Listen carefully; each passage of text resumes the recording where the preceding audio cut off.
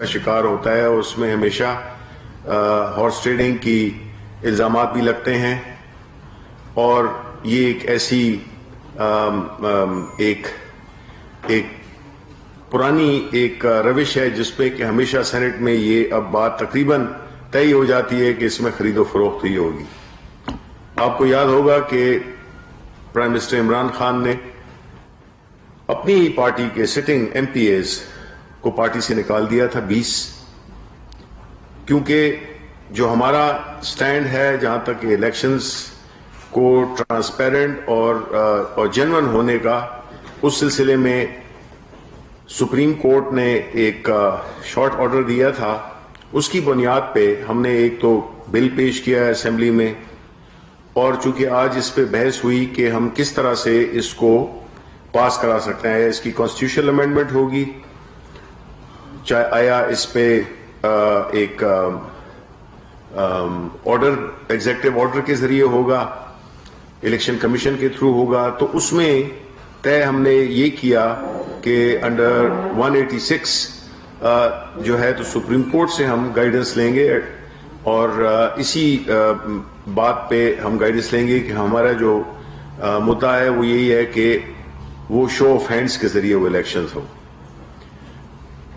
یہ پہلے کسی حکومت نے نہیں کیا، اور جو خاص طور پہ حکومت کا میں اس لیے کہتا ہوں کہ حکومت وقت کے پاس کئی وسائل ہوتے ہیں، حکومت وقت کئی طرح سے الیکشنز جو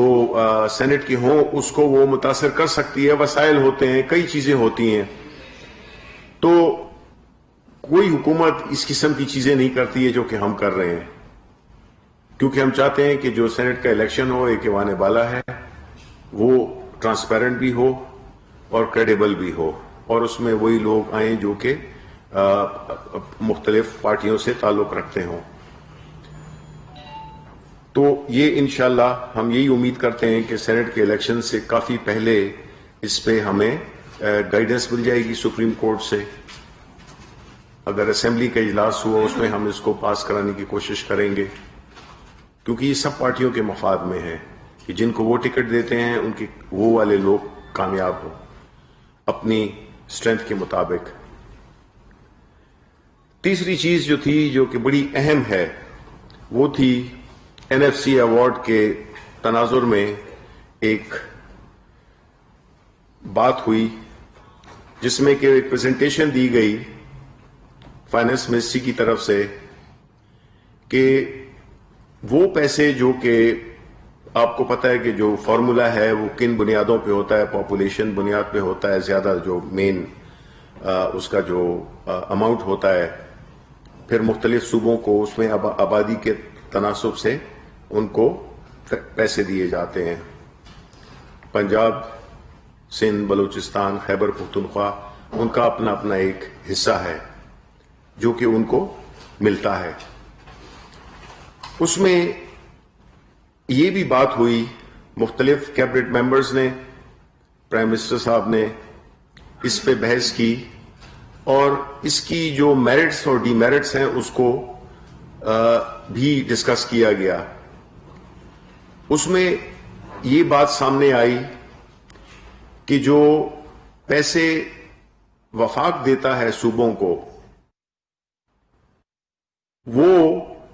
اور جو فنڈز یا جو ریونیو جنریٹ کرتا ہے صوبہ، اس میں کوئی ایک بنیادی سکم ہے جس کی وجہ سے جو پروونشل حکومتیں ہوتی ہیں ان کے پاس کوئی ایسا انسینٹو یا ایسی مجبوری نہیں ہے کہ وہ اپنی کوششیں کریں اور اپنے ریونیوز کو بڑھا سکیں، کیونکہ ان کو پتہ ہے کہ اتنے پیسے تو ہمیں مل جانے ہیں، تو ان کے پاس کوئی وہ نہیں رہتا، ایک موٹیویشن نہیں رہتی کہ وہ اپنے ریونیوز کو لوکلی بھی، اپنے صوبے کی سطح پہ بھی، اسپیشلی جب کہ میجورٹی کے جو شعبے ہیں وہ صوبوں کو دیے جا چکے ہیں۔ اس سے ہوتا کیا ہے کہ اگر آپ دیکھیں کہ اگر پنجاب ہے جس کو اگر این ایف سی ایوارڈ 2021 میں 1.441 خرب روپے ملتے ہیں، اس میں سے ان کا اپنا جو ریونیو کا شیئر ہے 306 अरब रुपए का है। सिंध है तो उसको 764 अरब रुपए मिलते हैं, जबकि उनकी अपनी जो रिसीट्स हैं वो 314 के करीब होती हैं। खैबर पुख्तूनख्वा उसको 602 अरब मिलते हैं, अपना शेयर उसका 50 अरब के करीब है। इसी तरह बलूचिस्तान जिसमें कि 282 अरब रुपए मिलते हैं, उसमें 51 अरब जो है तो वो उनकी अपनी प्रोविंशियल रिसीट्स होती हैं। एक तो ये है कि ये पैसे दिए जाते हैं, लेकिन साथ में कोई ऐसा मैकेनिज्म नहीं है जो कि ये तयन कर सके कि इसका जो खर्च करना है वो किस तरीके से होगा। आया अगर आप देख लें तो माजी की हुकूमतों में या इवन हमारी हुकूमतों में, जिसमें कि जिन सूबों में हमारी हुकूमत है,